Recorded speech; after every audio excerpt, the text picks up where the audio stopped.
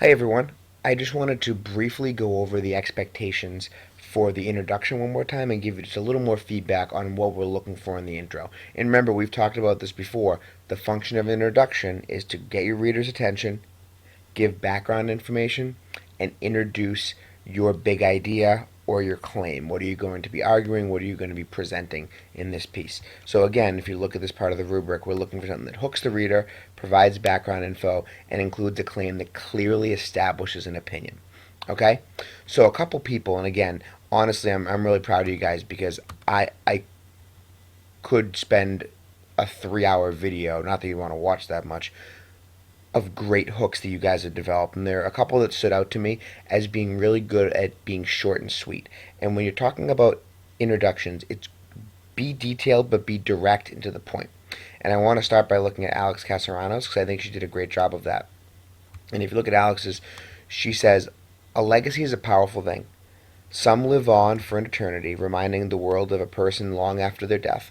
Understandably, every person who ever lived desired to leave behind a legacy, to be forever remembered in their loved ones' hearts. In fact, even isolated, ignorant, and inhumane Ebenezer Scrooge, the main character in Charles Dickens' A Christmas Carol, desires to be forever remembered as a great man of power, business, and wealth. Yet, as Dickens teaches us, great wealth does not ensure great legacy." I also want to point out Alex has great use of transitions here, the word yet there to connect the ideas, as well as understandably up top, and in fact, just great use of transition. I also like how she develops this hook right up here in the beginning.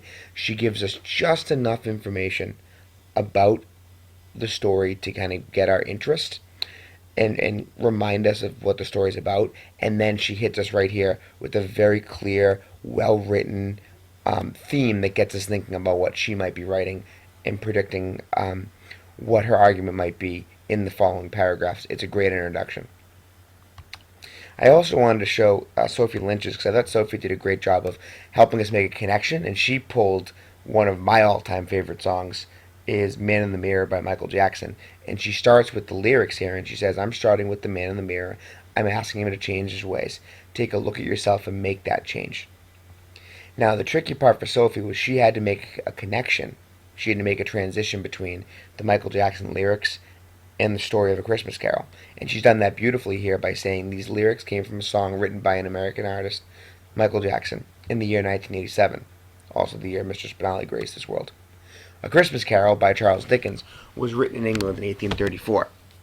It's remarkable how the lesson of the song and the novel collide to tell of man's need to self-reflect.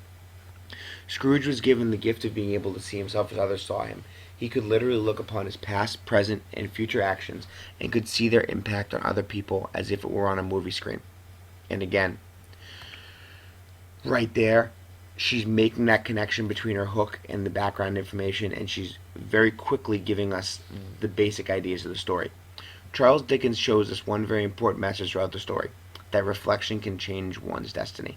And again, comes out clear with the claim.